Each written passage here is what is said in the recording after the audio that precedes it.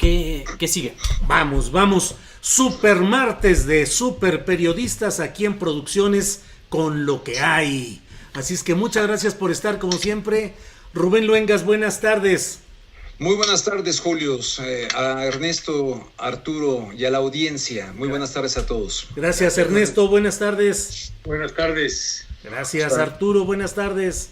Gustazo, Julio Alejandro. Bien, muchas gracias. Bien, bueno, pues muchos temas y muchos asuntos. Como siempre, aquí podemos hablar de lo que sea, como sea, de tal manera que, a reserva de los temas que ustedes quieran proponer, a mí me gustaría preguntarles en lo inmediato.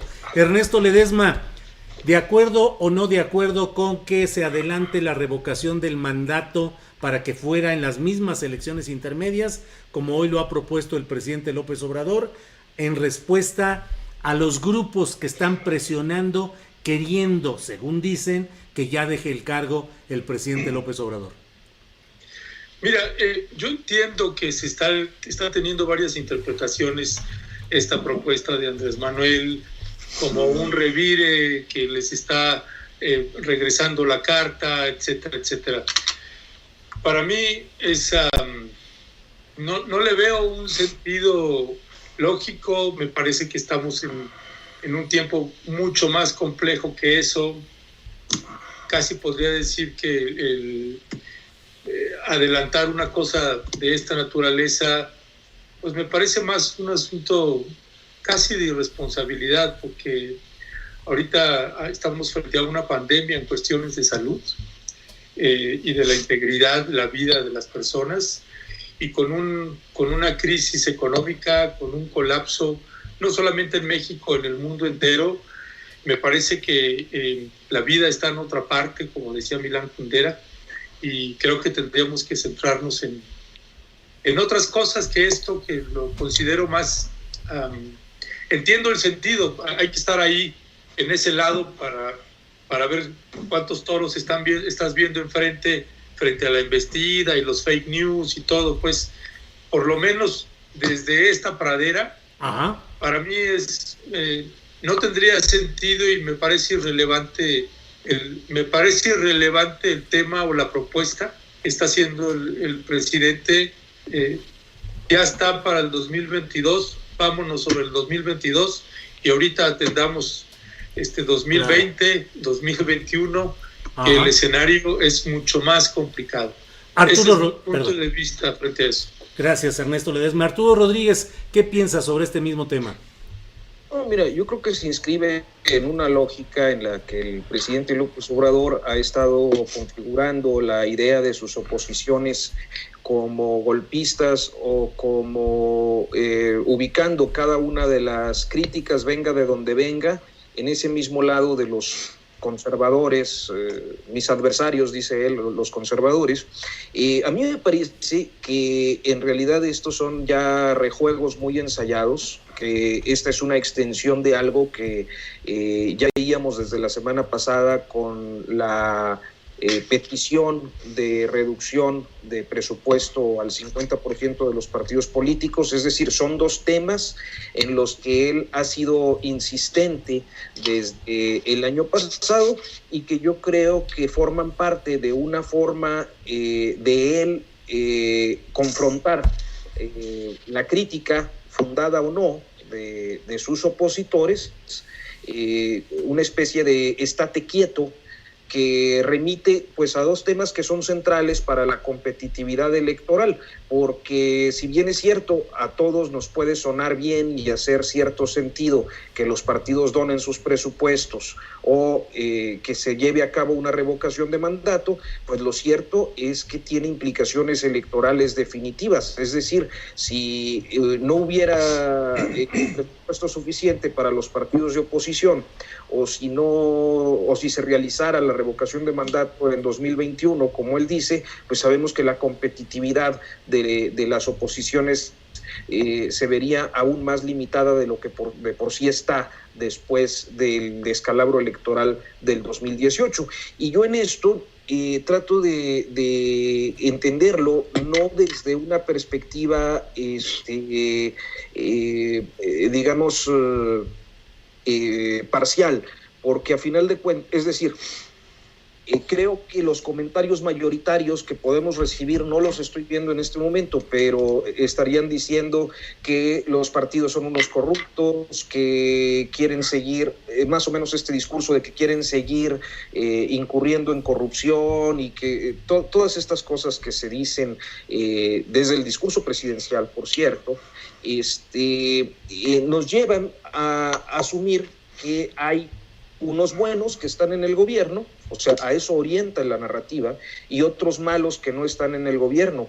Lo que pasa es que independientemente de que los consideremos buenos o malos, es lo que hay en el sistema electoral. Esa es nuestra democracia electoral. Son los partidos legalmente constituidos que tienen que tener ciertos márgenes de competitividad que se verían opacados si no tuvieran la lana que se les ha presupuestado y si tuvieran a la figura prestado y si tuvieran a la figura presidencial pues prácticamente haciendo campaña con los candidatos de su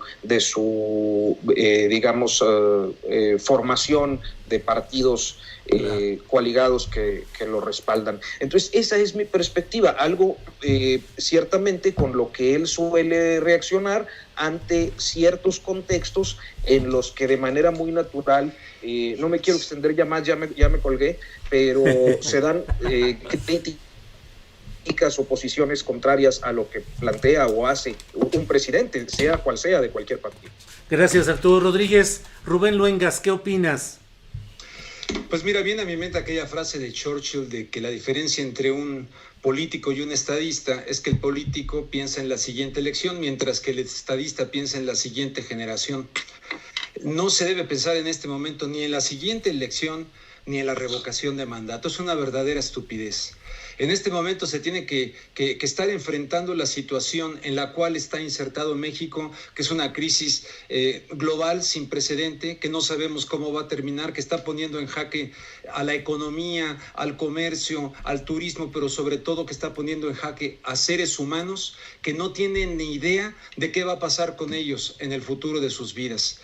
Sí, mucho miedo al famoso coronavirus, pero resulta que está saliendo más caro el caldo que las albóndigas, más costoso el remedio que la enfermedad, colocando a seres humanos en una situación de patología, de pérdida del trabajo. Ayer lo hablaba yo con el doctor Lamoglia en mi programa y cómo hay gente que llega con él y ya están pasando la esfera donde francamente se están deprimiendo por la situación de la pérdida de certidumbre respecto al futuro. Entonces, lo que se tiene que hacer, por ejemplo, ahora en España, ya gradualmente han empezado desde el lunes, gradualmente a tratar de regresar escalonadamente, a tratar más o menos de normalizar. Creo que no es el momento, coincido con todo lo que escuché de Ernesto, de Arturo, no es el momento de ninguna manera para estar pensando en revocaciones o elecciones y que el señor Calderón se deje de estupideces de estar ahí tuiteando, que se ponga en este momento a mostrar cierto nivel de estadista que no tuvo y que los actuales también muestren ese nivel de estadista para enfrentar los miedos, los temores, la problemática de millones de seres humanos mexicanos y en el mundo que están ante la incertidumbre. Esa es mi postura. Gracias, Rubén. Les quiero preguntar, comenzando con Ernesto Ledesma, si ven una agudización acaso peligrosa de este grado de oposición al presidente López Obrador, llegando al extremo ya de hablar abiertamente de tirarlo del cargo. Sí, mira, sí hay ya un ataque frontal.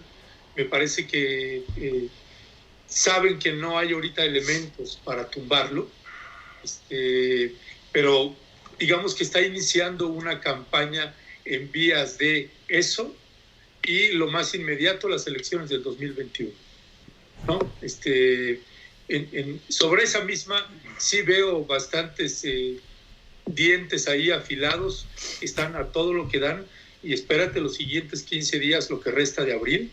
El COVID va a llegar a su pico y una parte de mayo y entonces la guerra de los fake news y la embestida, ahorita no estamos todavía viendo nada.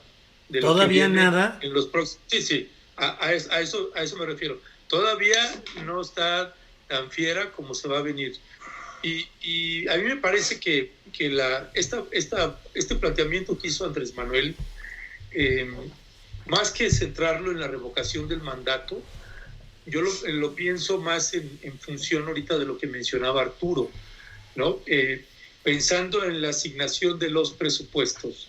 Esto es, una, ¿cuáles son las medidas que está tomando el Poder Ejecutivo Federal?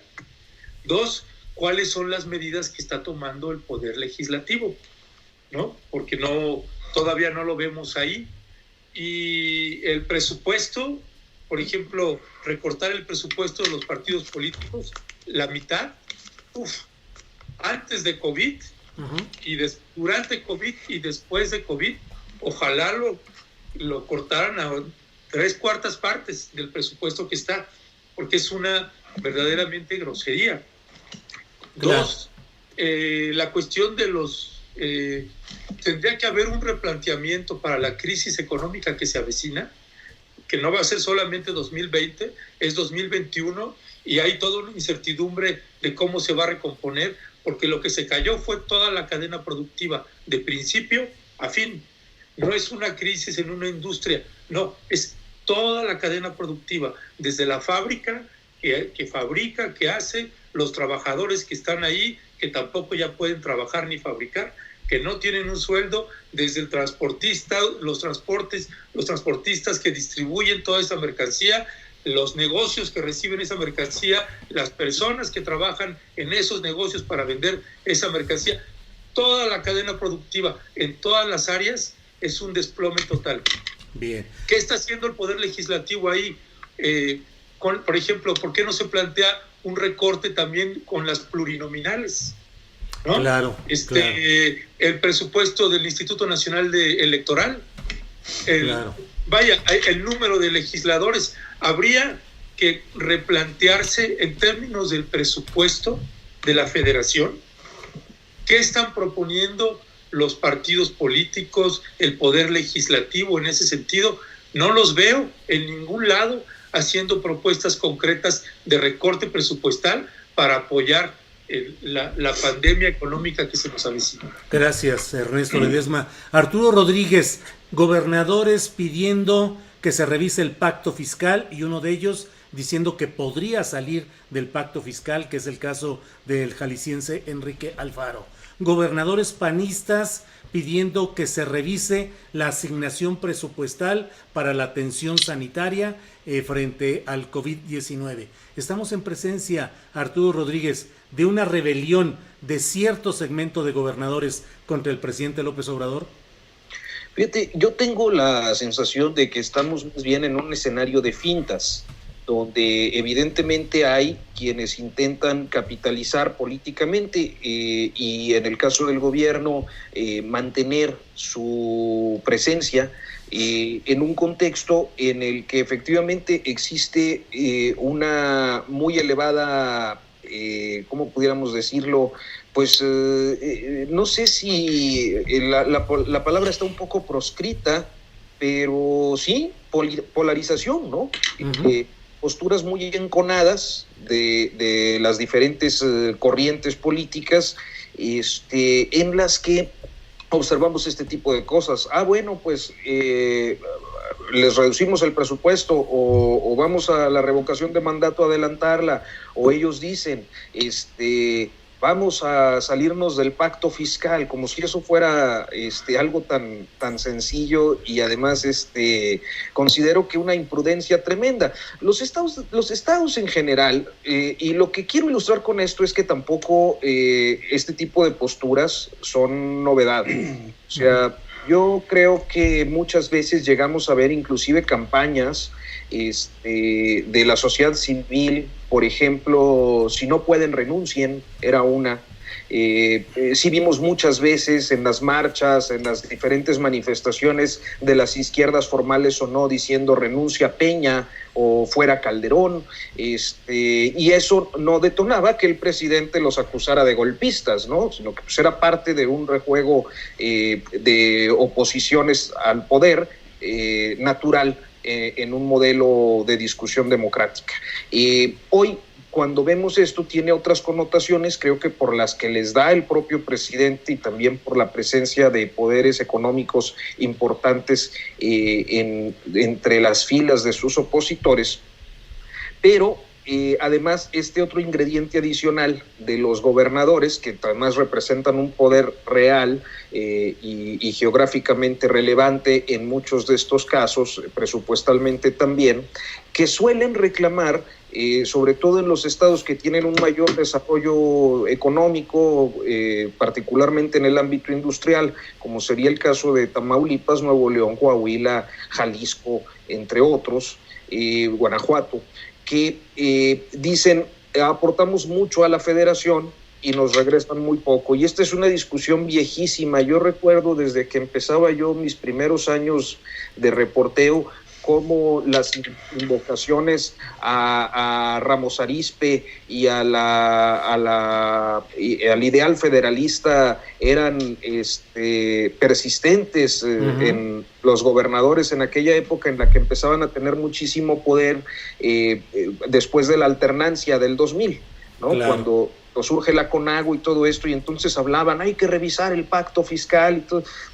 Me parece que son discusiones que sirven para la finta, es decir, se van dando estas fintas desde el poder presidencial y desde los gobernadores para luego ir alcanzando algunos acuerdos que a final de cuentas siempre terminan más o menos alineados.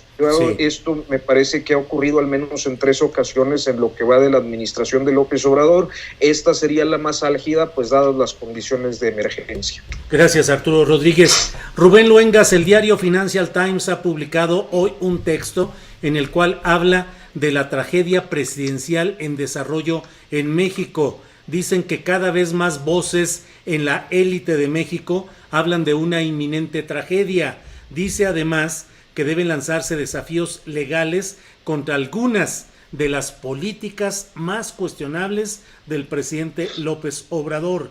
Y finaliza este texto diciendo: la terrible catástrofe humanitaria de Venezuela es una clara advertencia de lo que otros 4 años y medio de López Obrador podrían hacerle a México. ¿Qué opinas de este texto, Rubén Luengas? Pues opino que si tuviera el Financial Times en papel y si me hubiera acabado aquí el papel de baño, pues probablemente recurro al Financial Times para lo que ya sabes que me parece en la línea de este periódico neoliberal que se pone a dar catecismo neoliberal en un momento dado donde a fin, no es que yo defienda el tema de Venezuela como tal, pero es evidente cómo han tenido en jaque a Venezuela, y en este momento comparar a Venezuela con Andrés Manuel López Obrador me parece verdaderamente aberrante. López Obrador tiene un tratado de libre comercio nuevo con los Estados Unidos, el famoso TEMEC, tiene datos macroeconómicos que en un momento dado envidiaría cualquier proyecto neoliberal. Nada tiene que ver en sí. Ahora, si tiene que ver por decir por el bien de todos, primero los pobres, pues el Financial Times está fuera de foco. Esa es mi opinión. No respeto por muy Financial Times que sea, no respeto este comentario. Gracias, Rubén. ¿Qué opinas sobre este asunto, Ernesto Ledesma, del Financial Times? Bueno, finalmente, Julio, es lo que siempre ha sido en México. Los medios internacionales pues también juegan, ¿no? Y ese es solo uno de quién sabe cuántos ejemplos que hemos tenido, y juega el New York Times, claro, y juega el Washington Post, etcétera, etcétera. Yo coincido a plenitud con lo que está planteando Rubén Luengas. O sea, están metidos también en el tablero. También tienen vínculos aquí en México.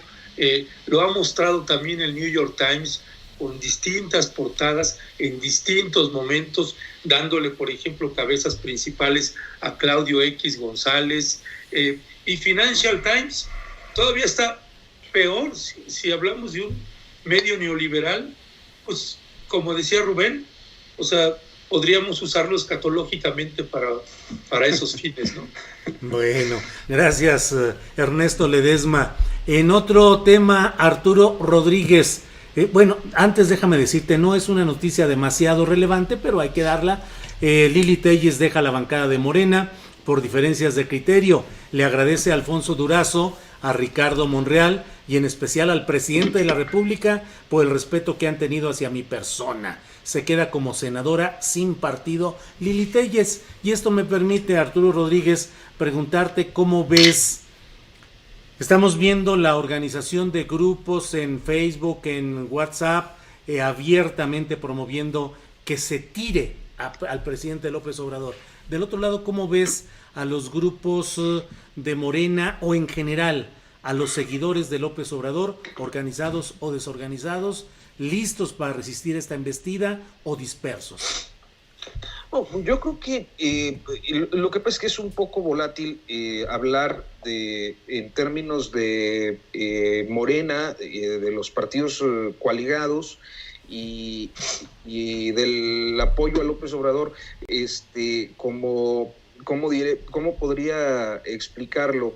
Es decir, no es monolítico. A mí me recuerda, con todo respeto para quienes simpatizan y respaldan al presidente entre nuestro auditorio, me recuerda un poco la lógica o la forma de organización del PRI en los años de su mayor esplendor.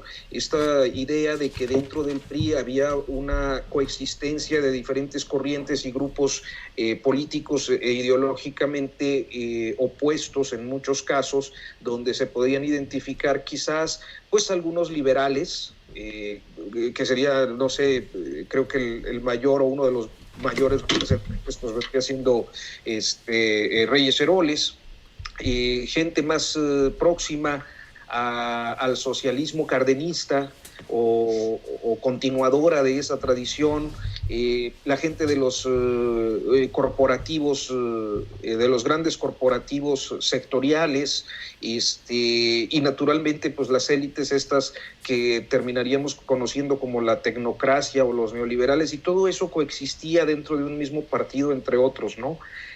A mí me parece que eso pasa un poco o aún mucho en Morena, donde existen diferentes formas de ver la política, la vida pública, el país, el proyecto de nación, inclusive sometido a interpretaciones muy extremas en unos casos respecto a otros. O sea, yo no creo que, por ejemplo, los viejos izquierdistas, no sé, como Díaz Polanco, gente que ha tenido una larga militancia en las izquierdas en este país, vea del mismo modo el proyecto de nación quizás que Poncho Romo, por poner un ejemplo.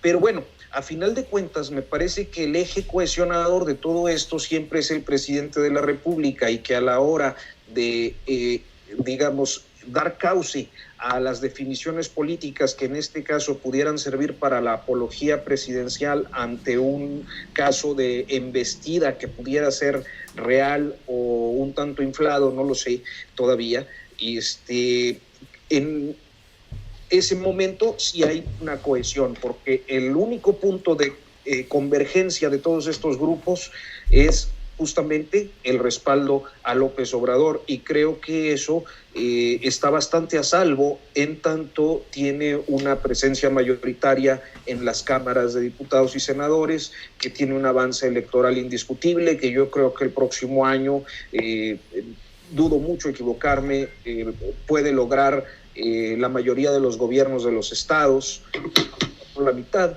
y entonces pues me parece que en realidad no habría condiciones para que pudiéramos pensar en un presidente que se esté quedando solo o que esté reduciendo su... Lo de Lili Téllez me parece más anecdótico. Creo que ella nunca se identificó con los planteamientos del obradorismo. Uh-huh. Bien, Arturo Rodríguez. Rubén Luengas, ¿qué viene? ¿Qué podemos prever? Se está cayendo la estructura productiva, lo hemos hablado, toda una serie de cambios. ¿Qué sigue? ¿Qué has visto? ¿Qué escenarios son previsibles, Rubén Luengas? Oye, nada más rápidamente un paréntesis, porque el martes pasado, entre que no se escuchaba bien y todo, no entendí algo que comentó Ernesto. La verdad es que no lo entendí y lo malinterpreté, ¿no? Y después lo hablé con él en persona, no en persona, por teléfono, y le ofrecí una disculpa. También se la quiero ofrecer públicamente en el programa, porque aunque mi respuesta no era hacia él por haber dicho eso, era aclarar una información muy importante, él la sintió así. Entonces te ofrezco una disculpa pública aquí, Ernesto, porque malentendí un comentario tuyo, ¿vale? siempre es muy Adelante. importante. Perdón. Entonces, Adelante, dicho lo cual, gracias. dicho lo cual, no, al contrario, dicho lo cual, me gustaría compartir algo que se sale ahorita un poquito de México, si es que me lo permiten. De la Adelante. Rockefeller Foundation. Poco, sí, mira, escuché en un video de unos argentinos que hablaban de un documento del año 2010 de la Fundación Rockefeller. Entonces yo dije, no puede ser, otra proyección más con 10 años de anticipación a esto.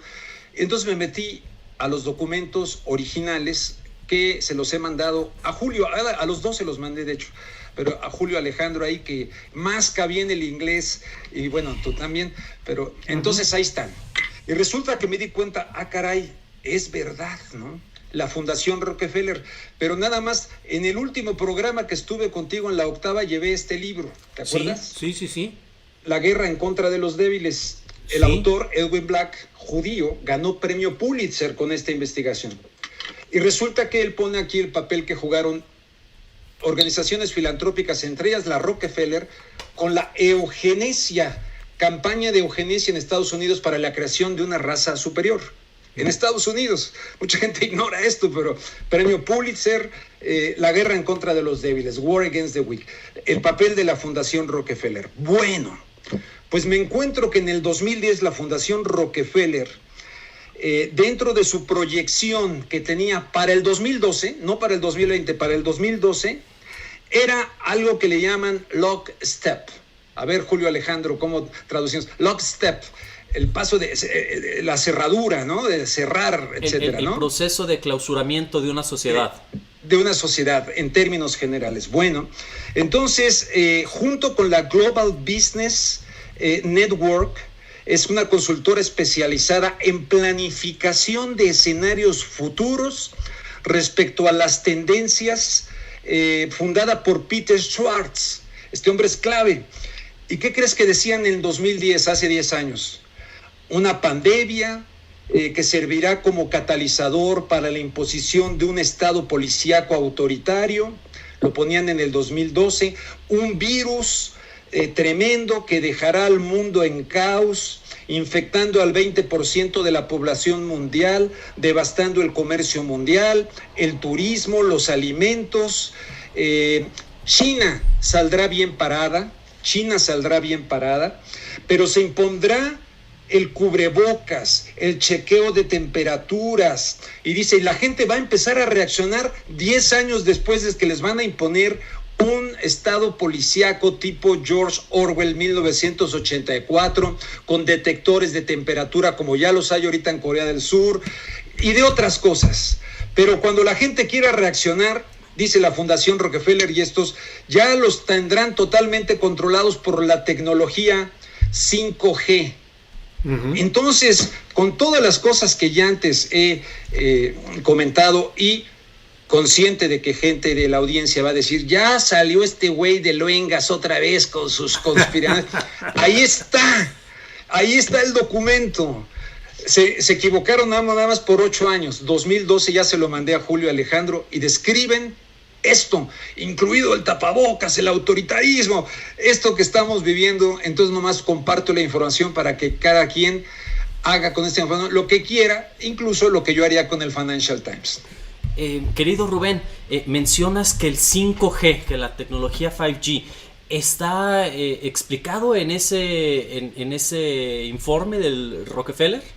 Bueno, no, ya de análisis que se desprenden de este análisis, ya se desprende en la Fundación Schwartz, en la organización Schwartz, la cuestión la proyección del 5G, de la tecnología, porque esta organización es, como te dije por aquí, dice especializado en la planificación de escenarios futuros respecto a las tecnologías. Entonces, desde ahí ya están proyectando el advenimiento de la tecnología para una especie de control total de la población. Bien, Sí. bien, pues Ernesto Ledesma, dentro de este ejercicio de pensar en lo que puede venir, te pregunto, este México anterior a esta pandemia del COVID-19 era un México lleno de lucha social, de organizaciones, de denuncias, una efervescencia social que en estos tiempos presididos por Andrés Manuel López Obrador, pues buscaba corregir desde la lucha, desde lo masivo, desde lo democrático, cambiar al país. Ahora, con todo esto, ¿qué nos espera en esta crisis económica y social? ¿Autoritarismo, democracia, aislamiento? ¿Cómo ves ese futuro político inmediato, Ernesto Ledesma? Mira, Julio, Rubén, Alejandro, Arturo, yo sí considero que hay un riesgo de un asalto a la nación en un determinado momento por sectores, pero por los sectores más conservadores de ultraderecha. Andrés Manuel ha insistido una y otra vez que no tiene adversarios, sino que tiene enemigos. Perdón, al revés. Sí, al revés. Sí. Y lo que yo sostengo es al revés, precisamente.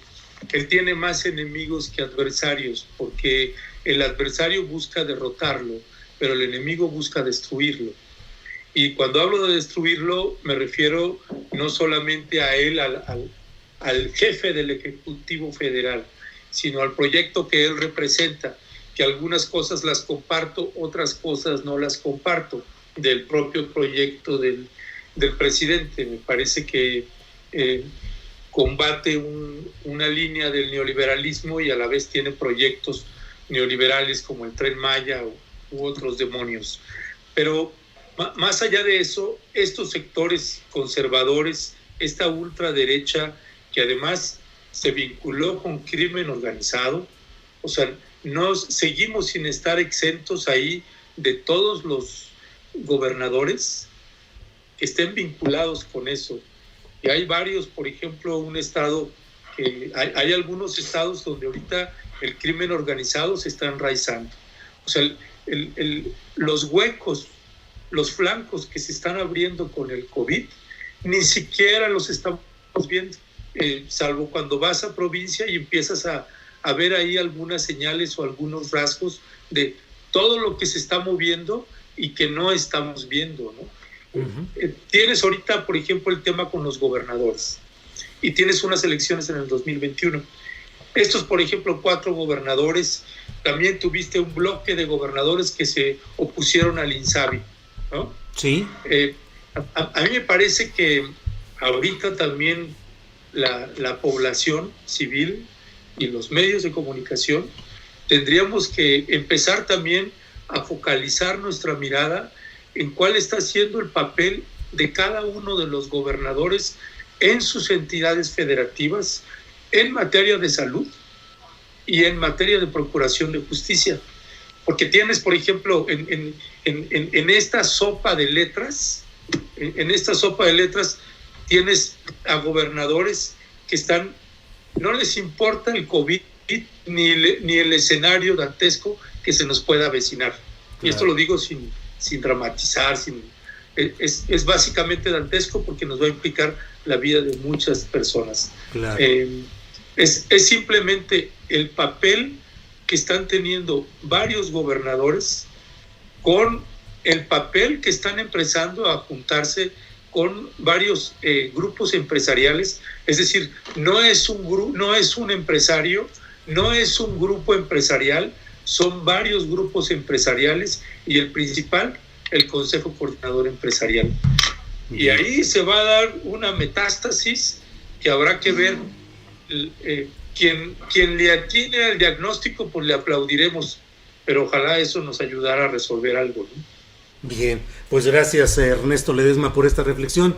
Arturo Rodríguez, está el caso, ahorita que Ernesto habla del papel de los gobernadores, está el caso de unas horas de lo que ha sucedido en Baja California, primero con la denuncia de este actor especializado en comedia, Ernesto Derbez, lo que publicó en un video, las reacciones de crítica contra este personaje en las redes sociales, señalándole que era falsa su información, que estaba exagerando y que estaba generando una descalificación contra la política sanitaria mexicana. Luego se dio esta respuesta del propio gobernador Jaime Bonilla, diciendo que era cierto lo que había dicho Ernesto Derbez y que el seguro, con algunas imprecisiones, pero que era sustancialmente cierto, y por otra parte que el Seguro Social no había actuado, no se había aplicado en Baja California y que ahí estaban los médicos cayendo como moscas. ¿Cómo ves el papel de estos gobernadores? Y en particular, no sé si quieras hacer alguna reflexión sobre este episodio de Derbez, de Bonilla, del Seguro Social y todo este enredo que se armó, Arturo Rodríguez. Yo creo que, me parece a veces muy desproporcionadas las reacciones que suele haber, particularmente en las redes sociales, con algunos actores que pueden mostrarse críticos a la administración federal o a cualquier otra. Creo que todos están en su derecho y en su posibilidad de decir cosas. Y en el caso de Derbez, yo no vi el video, vi toda la polémica sobre esta denuncia, una denuncia que independientemente de quién es el emisor, está más o menos generalizada en el país. Justo la semana pasada yo emití un video hablando de la precarización del sistema de salud y de seguridad social en México, en mi videocolumna, a propósito de lo ocurrido en Monclova. Pero luego nos dimos cuenta de que a Monclova pues le siguieron varios casos de clínicas del IMSS o de hospitales del IMSS en la Ciudad de México, estuvo el caso de Gómez Palacio y ahora vemos el caso de Baja California. Me parece que esto atiende más bien a una situación continua y generalizada de precarización del sistema de seguridad social y en particular del sistema de salud a cargo del Instituto Mexicano de Seguro Social, en el que quizás, y yo en alguna ocasión lo planteaba así, la gran apuesta del presidente López Obrador, quizás la única gran transformación verdadera que iba a poder, y de largo plazo, que iba a poder concretar, era justamente si lograba consolidar lo del INSABI. Y en eso se nos vino la pandemia, justo cuando acababa de arrancar el proyecto de construcción del INSABI, que estaban tratando ahí de convencer a algunos gobernadores y de ver cuáles podían ser las rutas a seguir para suplir las ausencias que pudieran darse, pues se viene todo esto de la emergencia sanitaria que aún no sabemos cómo va a acabar, y nos agarra con un sistema de salud precarísimo, producto de una descomposición histórica que tiene cuando menos 3 décadas y que natural es difícil remontar. A mí me parece que en particular esto que estamos viendo en el caso de Baja California nos permite observar cómo entre lo que sí está ocurriendo, entre las necesidades que sí es necesario que se atiendan y las definiciones políticas que diferentes actores toman, ya sea de manera interesada o no, se encuentra o se ubica una de las grandes tragedias de la discusión pública en este país, donde todo suele pasarse a este crisol de los que están con y de los que son adversarios u opositores, cuando en realidad tendríamos que estar pues quizás diferenciando un poco en cada uno de los temas cuáles son las cosas que tienen que ir atendiendo y resolviendo. Una última reflexión respecto a esto es que me parece preocupante que pareciera que el IMSS y su dirección a cargo de Zoe Robledo están más ocupados en resolver las inconformidades, las denuncias, los conflictos laborales que se están generando por la falta de equipos y de insumos y por también reclamos que tienen ya muchos años, que pues en prepararse lo suficiente para atender la emergencia. Gracias, Arturo Rodríguez. Rubén Luengas, está resultando difícil difundir información relacionada con insuficiencias de equipo médico, con los problemas que tienen los médicos, las enfermeras. Perdí el audio. ¿Por qué? No ¿Perdón? escucho nada. ¿No se escucha? Yo sí. Perdón. Rubén Luengas, entonces hay mucho ese señalamiento en las redes sociales de que cuando denuncias algo o le das voz a este tipo de señalamientos, pues es porque estás siendo chayotero, borolista, enemigo de la patria, mil cosas. Pero, ¿qué crees, Rubén Luengas, con tu visión periodística? México está bien preparado en términos de equipamiento médico y de la capacidad y atención de los del personal médico, médicos y enfermeras, para lo que viene, o estamos, por el contrario, en una situación deficitaria y peligrosa? No, estamos en una situación deficitaria, peligrosa, pero sí hay que entender, es como si ves un partido de fútbol y te perdiste el primer tiempo, ¿no? Y nada más viste los tiempos extras o la serie de penales. Bueno, vamos a ver el primer tiempo, vamos a ver todo lo que ha ocurrido anteriormente y deslindar responsabilidades. Y en este sentido, hemos tenido gobiernos estrictamente neoliberales que privilegiaron, dice por acá don Ernesto que perdió el audio, no está escuchando Ernesto. Entonces puso un letrerito así de que perdió el audio, o sea, no nos escucha. No nos escucha. Ya entré ahorita. Ya se recuperó. Pero aclaro que a partir de este momento estoy escuchando, no escuché la intervención de Arturo, disculpe. Sigue, Rubén, perdón. Bueno, entonces, esta carencia no es a raíz, como la quieren presentar, a raíz de que tomó posesión Andrés Manuel López Obrador. Esta es una canallada y no es por defender a Andrés Manuel López Obrador. Tenemos un rezago dentro del neoliberalismo, que la tendencia a nivel mundial era querer la privatización absolutamente de todo. Si algo nos ha venido a mostrar el famoso coronavirus, uno de los virus más obedientes, me decía un amigo ayer, periodista, es el virus más obediente que he visto en mi vida. Bueno, este virus obediente resulta que ha venido a poner en jaque al neoliberalismo, tanto en Italia como en España y en Estados Unidos, por el amor de Dios. O sea, justamente en el país más poderoso militarmente, que gasta tanto en armamento y que está pensando en conquistar el espacio, la guerra de las galaxias, resulta que no puede enfrentar una situación en sus hospitales, según nos dicen, porque no estoy allá. Me llegó un video de gente ciudadana que salió a lugares donde decían que estaban llenas las salas de emergencia y resulta que estos ciudadanos las captan vacías, no sé. Pero a lo que quiero llegar con esto es, sí hay un déficit heredado ciertamente, que no se va a revertir en el tiempo que lleva López Obrador. Yo le daría el beneficio de la duda de esperar más tiempo para saber cómo ahora llega algo verdaderamente global que está poniendo en jaque a la humanidad entera, o por lo menos también así nos lo han dicho los gobiernos, las autoridades, los grandes medios de comunicación. Ya me está dando comezón nomás de verte, Julio. Te está rascando. No, entonces ese es el tema. Yo así lo veo, pero está el otro lado de lo que dices. Cualquier tocar con un pétalo de un comentario a las autoridades actuales que tienen que revertir esta situación, hay una hipersensibilidad casi fanática de ciertos sectores donde no lo permiten. Mira, como ejemplo, yo el día de ayer en mi programa de YouTube que transmito a las 8:30 de la noche, puse un tuit de 2016, no era presidente López Obrador, puse un tuit de López Obrador, se reunió en Tabasco con Corbyn, el jefe, en donde él dice, estoy con Jeremy Corbyn del partido tal, hablamos de un gobierno mundial justo y fraterno. Yo en aquella ocasión le mandé en Twitter y le pregunté a López Obrador, en ese entonces de Tuba, oye Andrés Manuel, ¿qué significa, perdió el audio otra vez, qué significa un gobierno mundial?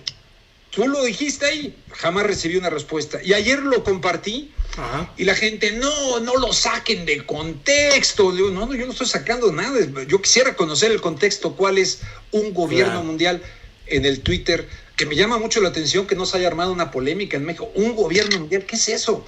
¿Con qué se come? Bueno, y la gente se me tiró a la yugular ayer. Claro. Bien, Rubén Ruengas. Ernesto, ¿ya recuperaste el audio? Sí, nada más aviso que va y viene, y ahorita nada más escuché que a Rubén se le fueron a la yugular. Así que no sé qué hiciste, pero... No, presenté un tuit de López Obrador de hace años, donde dice que se reunió con Jeremy Corbyn en Tabasco, que hablaron de un gobierno mundial justo y fraterno. Ahora, y yo le pregunté qué significaba eso, y Y ayer lo presenté en mi programa y la gente dice, no lo saque de contexto. No, pues es lo que quiero saber, dígame el contexto. Ahora, Ernesto Ledesma, Rubén Luengas habla de que hay a veces una hipersensibilidad casi fanática respecto a todo aquello que implique una crítica a las acciones del gobierno, y estamos hablando en particular de lo relacionado con el COVID-19. Se le fue otra vez el audio. ¿Se fue otra vez el audio? Caray. Que había una hipersensibilidad, no sé si me están escuchando. ¿Qué tal por el WhatsApp? Pero miren, para no atorar el programa, no sé qué problema, seguramente ahora me aparece aquí que Skype me muestra una configuración, un error en la configuración. Si quieren, yo voy a despedirme aquí, sigan ustedes y pues ya. Bueno, gracias, te agradecemos esa decisión para no estar con el audio cortado. Gracias, Ernesto, y nos vemos la próxima semana. Arturo Rodríguez, pues paso la pregunta hacia ti. ¿Cómo ves esta hipersensibilidad casi fanática de la que habla Rubén Luengas? Bueno, yo creo que también es parte de estos tiempos donde las redes sociales nos, digamos que permiten el desbordamiento de algunas posiciones.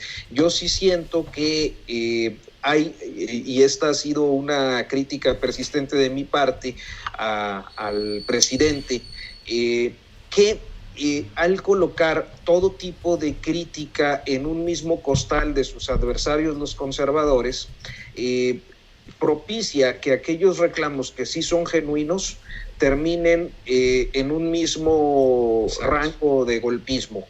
Eso a mí me parece preocupante porque se hace eco en las redes sociales que naturalmente simpatizan con él, en muchos casos de manera organizada, no sé si por iniciativa ciudadana o bajo el influjo de alguna mano política o de ambas, pero también del otro lado hay una proclividad sí a la sensibilidad y también a la exageración o el desbordamiento de las posiciones que tendrían que ser parte pues de una cierta normalidad. O sea, creo que aquí lo que hace mucha falta es tratar de hacer ver cuáles son los aspectos en los que debe prevalecer la normalidad política más allá de las pasiones. Hay días en los que en un mismo día, es más, luego de participar en las mesas de Julio Astillero, en un mismo día termino siendo el borolista ultranza o el obradorista, pues en cualquiera de estas expresiones peyorativas que derivan de estos lenguajes ahora de las redes, y entonces a veces de un comentario a otro veo cómo estoy dependiendo de quién haya interpretado lo que digo, o de qué momento, de un lado u otro. Y yo creo que hay cosas que tendrían que ubicarse dentro de esa normalidad en la discusión pública y otras que efectivamente tendrían que señalarse como parte de complots o pretensiones de socavar o de no sé si lleguen a este punto de querer derrocar, como se ha dicho, con la idea del golpismo, y que se diga quién es, ¿no? Porque decir son golpistas, hay intentos, pues hay que decir quiénes, y si existe la información y si la está dando el jefe de Estado, lo demás sería especulación y se presta justamente a esta pues exacerbación y desbordamiento de la discusión tanto de los ciudadanos como de los actores políticos de los dos lados. Bien. Sobre eso puedo decir algo, Julio. Sí, está nada más, Arturo, ya estamos en la parte final. ¿Algún otro comentario que desees hacer o ya hasta aquí es la exposición? ¿Yo? Sí, Arturo. No, adelante, Rubén. Gracias. No, perdón, pero porque Rubén, dice adelante. que ya estamos en la parte final, o sea que échate una cosa de tu ronco pecho, mira, pues qué pues. No, mira, Creo que son momentos complejos todos estos que venimos viviendo y que la emergencia pues nos coloca en una complejidad aún mayor a la que de por sí ya teníamos. A mí sí me parece que es importante observar cómo esta reflexión que hacía Rubén hace un momento me parece muy interesante, cómo efectivamente hay un deterioro y una precarización de los sistemas de salud en este país y también una responsabilidad de atención inmediata que se tiene que ir resolviendo, porque pues sí, efectivamente creo que es la gran expectativa, no por molestar al presidente o estarlo criticando per se, sino porque forma parte pues de una urgencia, de una auténtica emergencia en este país, al margen de las discusiones políticas y las luchas de poder que hay y que se expresan también en este contexto. Y como siempre, pues agradecerte la convocatoria a participar en tu mesa, Julio. Al contrario, gracias Arturo Rodríguez, gracias a Ernesto Ledesma, ya no nos escucha, se retiró del programa por problemas técnicos, que prefirió él no estar con un audio que no se escuchaba bien. Pero bueno, para cerrar, Rubén Luengas, tu comentario, que entendí que algo está relacionado con lo que dijo Arturo. Bueno, yo entiendo un poco la gente cuando la gente toma esta postura así. Mira, por ejemplo, ahorita mismo, ¿no? Una chica, Adriana, y ahí te contesté, no sé si pasó, por el comentario que hice del tweet, dice, ya supéralo, Rubén. Siempre ha estado superado, nunca ha estado por debajo. O sea, la gente empieza a quererte enganchar en una serie de cosas, la verdad, de muy bajo perfil, y creo que ahorita, pero entiendo que mucha gente de esta, el que con leche se quema, hasta el jocoque le sopla, y creo que es lo que ocurre.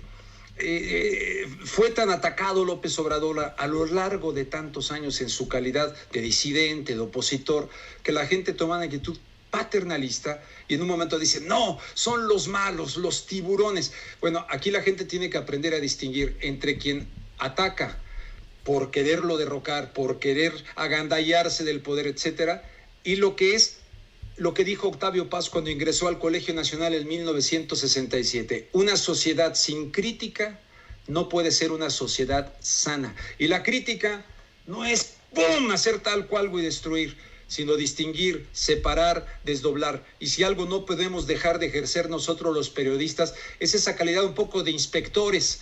Los inspectores tienen policía y placa, nosotros tenemos credencial de periodistas, pero sobre todo debemos tener la búsqueda de la verdad y tener curiosidad. Por ejemplo, el ejemplo que puse, para mí escuchar a Andrés Manuel hablar de un gobierno mundial, en mi cerebro me brincó. Y quisiera yo saber a qué se refería. Es más, se lo pregunté a su hijo una vez, que fuimos a Gandhi, en Miguel Ángel de Quevedo, y medio cantinfleó y no me supo responder a qué se refería su papá. Pero en fin, te digo, toca hacerlo. ¡Oh, ya supéralo! No, pues sí voy a ver al doctor Lamoglia para que me ayude a recuperarme del trauma. Bien, pues muchas gracias. Eso es todo. Muchas gracias, Arturo, a Ernesto, a los Julios. Y Julio, no dejes de leer el documento que les mandé, en serio, sí, está, ¿no?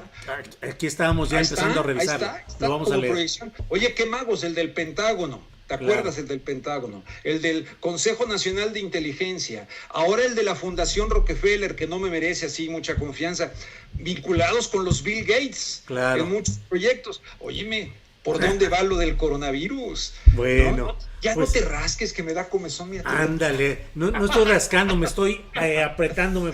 En fin, pues muchas... Estoy meterle un poco de humor. Está esto tan cuarenteno aquí el asunto que hay que meterle un poco. Arturo, gracias. Rubén, gracias. Muchas gracias a ustedes. A ustedes.